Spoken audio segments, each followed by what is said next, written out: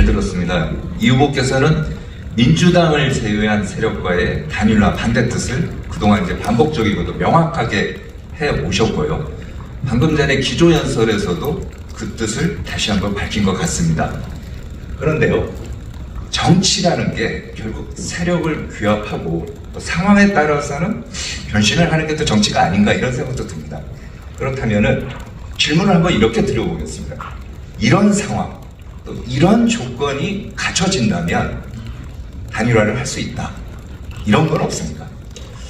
예, 좋은 질문 감사합니다. 제가 단일화라는 그 정치공학 자체에 반대하고 과거 제가 국민의힘 대표로 있을 때도 안철수 의원과의 단일화가 없이도 독자적으로 이기는 것이 중요하다라고 얘기했던 것은 이런 것이 국민에게 감동을 주지 못하기 때문입니다.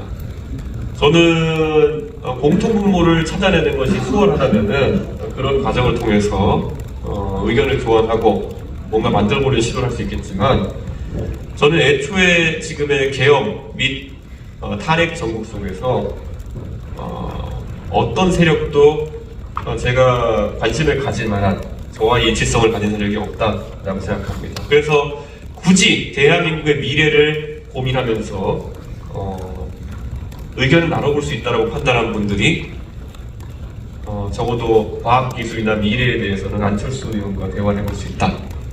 그리고 젊은 세대의 아젠다를 논의하는 것에 있어서는 홍준표 시장 정도가 논의가 가능하다 정도를 저는 지속적으로 이야기해왔습니다. 그런데 어제 치열했던 국민의힘의 경선에서 딱 그 두 분이 최종 결선에 진출하지 못하셨다는 것은 이제 마지막 기회와 가능성이 차단됐다는 것을 의미하는 것이 아닌가, 그런 생각을 합니다. 지금 저는 그리고 빅텐트나 이런 논의에 대해서 흥미를 느끼지 못하는 것은 그것이 결과적으로 이기는 결과를 낳지도 못할 것이라는 확신이 있습니다.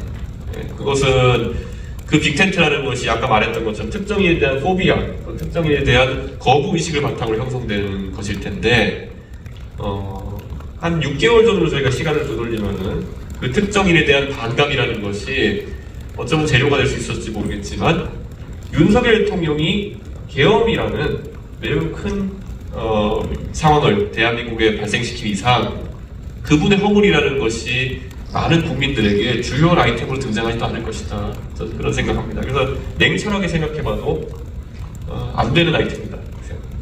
구현해서 보면 질문을 드리겠는데요. 지금 말씀하신 것처럼 단일화에 응할 생각이 없다. 그리고 그 이유에 대해서 기조연설에서 아주 자세하게 세 가지 이유를 이제 들었고, 좀 전에 이제 설명을 해주셨는데, 하지만 일각에서는 이런 얘기도 합니다. 이 후보께서요, 단일화 경선에 들어가면 이길 자신이 없어서 그런 거 아니냐? 어떻게 생각하십니까? 단일화 경선에 가면은 이길 수 없을지도 모릅니다. 그런데 저는 지금까지 제가 이길 수 없다고 생각하는 선거에도 많이 뛰어들었습니다. 어쩌면 2012년 박근혜 대통령을 돕겠다고 제가 정치에 들어온 이후에 보수의 하락기 속에서 저는 정치를 해왔기 때문에 제가 치러온 모든 당내 선거와 공직선거는 저희가 어려운 선거였습니다. 근데 제가 국민의힘에서 당대표 선거 나갔을 때는 저에게 그래도 그 정당을 제가 원하는 방향으로, 제가 옳다고 생각하는 방향으로 바꿔서 한번 정치를 바로 세워보겠다는 의지가 살아있었을 때고, 제가 결국에는 개혁신당을 창당해서 어려운 동탄 선거에 뛰어들 때는 결국 제가 젊은 세대를 대표하는 정치인 중에 하나로서 윤석열 대통령 같은 무지막지한 그런 무단 통치자에게 꺾이지 않아야 된다는 저의 의지가 있었기 때문이었습니다. 지금 상황에서 제가 그런 빅텐트, 정서적으로도 공감하지 못하고 결국에는 그 모델로 이길 수도 없는 상황에 동참할 의사가 전혀 없는 것은 제가 들어가서 이길 자신도 있습니다, 저는. 그런데 전혀 거기서 어떤 가치를 찾지 못하기 때문입니다. 저는 이제 보수 진영에 있어서 이런 시도를 하는 사람들 자체가 이제 고쳤음의 대상이 아니라 바꿔야 될 대상으로 저는 이제 인식하기 시작했습니다. 이제 더 이상 고쳐 쓰느라 시간을 허비하지 않겠습니다. 고쳐라도 원상으로 돌아가더라고요. 그게 저의 지난 4년 동안의 제 꽃다운 30대를 넣어가면서 얻어낸 결론입니다. 이제는 새로운 씨앗을 뿌리겠습니다. 네, 조선일보 정사입니다. 이준석 후보께서는 이제 지난 총선 때 동탄에서의 3자 구도 필승론 이야기를 하고 있고요. 지금도 어쨌든 본인의 존재만으로 이재명 후보를 40% 지지율로 가둬놓으면 3자 구도로 가도 내가 이길 수 있다라는 그런 주장을 하고 있습니다. 근데 현실적으로 보면 이준석 후보의 지지층 중 일부와 기존의 국민의힘을 포함한 보수층의 어떤 지지층이 겹치고요. 그렇게 될 경우에는 지금 여론조사상으로 나오는 것처럼 큰 변화가 없는 이상 안정적 3등으로 이렇게 지금 갈 수밖에 없는 흐름인데 이 3강 필승 구도가 그래서 좀 되게 좀 사례에 맞지 않는다라고 이렇게 주장을 하고 있어요. 그래서 결국 이준석에게 던지는 표는 사표가 아니냐 이런 비판도 있습니다. 거기에 대해서 어떻게 생각하세요? 저는 아까 말씀드렸던 것처럼 어려운 선거를 계속 돌파해 왔습니다. 우리가 예전에 흔히 언론인들이 드는 사례로 나폴레옹이 이제 엘바섬에 상륙했을 때 파리에 접근해 갈 때마다 아주 분위기가 고조되어 가고 결국엔 역적에서 황제까지 등극하는 모습을 이제 그런 역사 속에서 본 적이 있는데요. 제가 사실 동탄 선거를 뛸 때 처음 시작할 때 많은 사람들의 평가는 드디어 이준석이 정치를 끝내려고 하는구나, 돌을 던지려고 하는구나 이런 평가에서 도전이나 받겠냐. 그 다음에 이제 처음에 20%가 나오니까 이번에 뭔가 이상하다. 그리고 가면서 나중에는 승리까지 이제 가게 되었는데요. 저는 그때 동탄에 40일 만에 그걸 해냈습니다. 지금 온 미디어와 그리고 대한민국 이목이 집중될 이 대통령 선거에서는 그런 전환과 그런 변화가 더 빨리 일어날 수 있다 그런 생각을 하고 있습니다. 그리고 저는 이 선거에서 보수와 진보 프레임, 탄핵 찬성과 반대 프레임이 장기간 지속되고 있는 것이 저의 눌림목이 존재하는 이유라고 생각합니다. 저는 이것이 선명한 과거와 미래의 대결로 가는 순간 그 눌림목이 해소되면서 제 지지율이 치고 올라갈 것이라고 확신합니다. 그리고 상식과 비상식의 구도가 또 형성되게 되면은 저는 제가 가열차게 비판해왔지만은 이재명 후보의 경제에 대한 얕은 인식이라든지 이런 것들이 부각될 수 있는 기회가 될 것이다. 이미 테헤란로나 판교와 같은 IT밸리에서는 이재명 대표의 젠비디아 구상 같은 것들, 엔비디아 같은 테크 자이언트를 본인이 만들겠다고 하는 주장이라든지 이런 것들에 대해서 조소를 보내고 있습니다. 저는 그런 것들이 아마 젊은 세대에서 광범위하게 이제 새로운 분위기를 만들어낼 것이다. 그런 확신을 가지고 있습니다. 예전의 역사 속에서 한니발이라는 로마의 아주 위협이 됐던 장군을 막기 위해 가지고 로마 사람들이 많은 장군을 내보냈다가 다 지고 나중에 결국 굉장히 어렸던 젊었던 스키피오라는 사람을 내보내 가지고 승리를 거둔 바가 있습니다.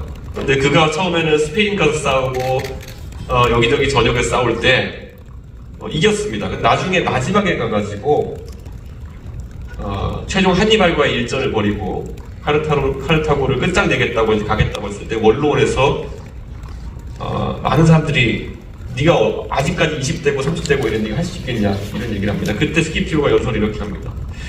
제가 4년 전에 제가 스페인에 가가지고 싸우겠다고 할 때는 보내줘놓고 그거 이기고 왔더니 왜 지금 와가지고 또 더 나은 목표에 더 중요한 목표에 도전하겠다는데 제 나이를 들먹이고 왜 가능성을 의심하느냐. 제가 단 한 가지 또 말씀드리고 싶은 거는요. 만약 이 얘기를 들으실 보수 진영의 분들이 계시다면 저는 박근혜 대통령의 탄핵 이후에 전국 단위 선거에서 이재명을 상대로 또는 민주당을 상대로 승리를 만들어냈던 유일한 지휘관이었습니다. 제가 대통령 선거와 지방 선거의 압승을 이끌어내고 난 다음에 그리고 다른 사람은 그 선거에서 해내지 못한 3자 구도에서의 수도권 당선을 만들어낸 다음에 이제 다음 목표에 도전하는데 저의 그런 의지나 아니면 돌파력, 그리고 선거를 치르는 능력, 그리고 대한민국을 향한 그런 애국심에 대해 가지고는 저는 한 번 더 믿어주셨으면 하는 그런 생각입니다. 제가 한니발보다 더 두려움의 대상이 되어가고 있는 이재명 대표 꺾어서 보이고 있습니다.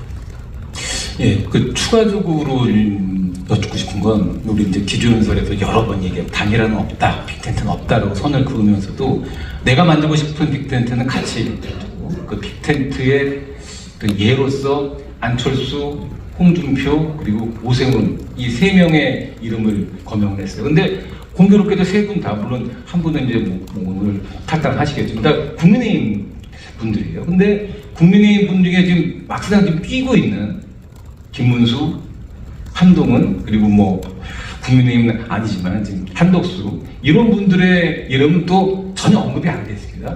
이게 무슨 의미인가요? 아무래도 저와 개인적인 친소 관계가 있는 분들은 제가 윤석열 대통령과의 관계 속에서는 사실 대한민국 국민 대부분이 저 포함해서 저분이 저럴 뿐인지 모르고 이제 협력 관계를 가져가다가 뒤통수 맞은 상황이라고 볼 수 있거든요. 그러다 보니까 제가 잘 알지 못하고 의식적으로 저를 많이 견제해온 분들에 대해 가지고는 그 마음의 문을 열기가 어려운 것도 사실입니다. 사실 그리고 저는 윤석열 대통령의 그런 비정치인으로서의 그런 행보 때문에 치러지는 조기 대상이라 보는 상황 속에서 한덕수 총리님 같이 관료로서 성공하셨지만은 정치적인 행보는 처음이신 분, 그리고 정치인으로 전환한 뒤에 결국 상대 정당의 승리만 안겨주고 있는 한동훈 후보, 이런 경우에는 저는 정치화가 덜 됐다 또는 정치화의 가능성이 없다라고 보기 때문에 굉장한 거리감을 느낍니다. 그래서 아마 그런 면이 강조되는 측면이 있을 것입니다. 지금까지 저희가 이제 처음에 질문을 단일화, 3자 구도, 빅텐트 이런 구도와 관련된 질문을 드렸는데 좀 분위기를 바꿔서 정치인 이준석 개인의 초점을 맞춘 질문을 몇 가지 좀 더 드려보겠습니다. 정호선 의원님. 예, 뭐 약간 이거는 불편한 질문일 수도 있겠지만 아까 이제 윤석열 전 대통령에 대한 이야기도 있었지만 이제 2022년도 대선 때 결국 이준석 후보는 윤석열 전 대통령을 대통령을 만들기 위해서 가장 제일 앞장서 뛰었고요. 결국 윤석열 대통령을 당선을 시켰습니다. 그때 상황에 대한 어떤 뭐 결국 윤석열 대통령이 이제 파면이 됐지만 그때 상황에 대한 어떤 뭐 도의적 책임, 적적 책임 이런 건 못 느끼시나요? 이제 저에게 그 부분에 대해서 도의적 책임을 이야기하시는 분들이 있을 때마다 저는 이렇게 얘기합니다. 사실 선거라는 것은 상대적인 측면이 있는 것이고 저는 그때나 지금이나 이재명 후보 같은 경우에는 도덕적인 면으로나 아니면 자질 면에서 대한민국의 지도자가 되면 안 된다고 생각합니다. 그렇기 때문에 저를 포함한 많은 국민들이 그 당시에 윤석열이라는 대안을 선택하는 그런 상황이 아니었나 이렇게 생각하고요. 윤석열이라는 사람이 저에게 가했던 그런 고초나 이런 것들에 대해 가지고 국민들이 다 알고 계시겠지만은 그 고초야말로 제가 윤석열이라는 사람을 바로잡기 위한 과정 속에서 비롯되었다는 것을 아실 겁니다. 저는 첫째로는 제가 그 당시 국민의힘의 대표로서 가졌던 책임감, 당원과 국민들이 선출한 당대표에 대해, 대통령 후보에 대해서 당선시키는 것은 당대표가 해야 될 책무라고 생각했고, 그리고 결국에는 정치에 참여한 지 얼마 안 되는 사람이기 때문에 당과 당대표가 그 사람에게 상호 보완적인 그런 어떤 역할을 해서 대한민국 올바르게 굴러갈 수 있도록 제 최대한의 역할을 해야 된다는 생각을 했습니다. 그런데 결과는 처참했습니다. 네, 저 개인으로서는 거의 인간으로서 모욕감을 느낄 정도의 모함을 당했고, 그로 인해 가지고 저는 제가 제 지역구인 상계동, 제가 제 고향이면서 제가 10년 가까운 기간 동안 인정받고 싶어서 밤새 제가 선거운동을 하고 다녔던 그런 공간을 내줘야 되는 상황까지 왔습니다. 그렇기 때문에 저 개인적인 아픔은 굉장하고, 거기에 대한 피상적이고 아니면은 그냥 옆구리 찔려서 하는 사과 같은 그런 이야기보다는 다시는 그런 정치공학적이고 그리고 호사가들의 바라는 방향대로 정치를 하지 않아서 제가 대한민국을 압도적 새로움으로 이끌어서 정치 문화를 바꿔놓는 방식으로 그 국민들에게 그런 미안함을 갚겠다라는 말씀을 드리겠습니다. 지금 저는 제가 개인적인 트라우마 때문이 아니라 지금 아까 말했던 빅텐트나 이런 것들이 또 똑같은 결과로 나오지 않을까.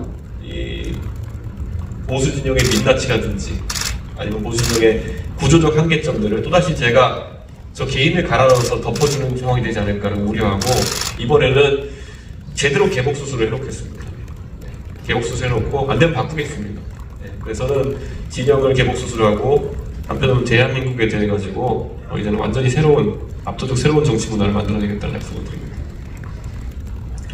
그 단일화 의미가 어쨌든 무성하고 실체는 사실 뭐 뚜렷하게 나오진 않았지만 실제 후보님께 단일화 의사를 타진하는 곳이 있나요? 뭐 빅텐트라든지.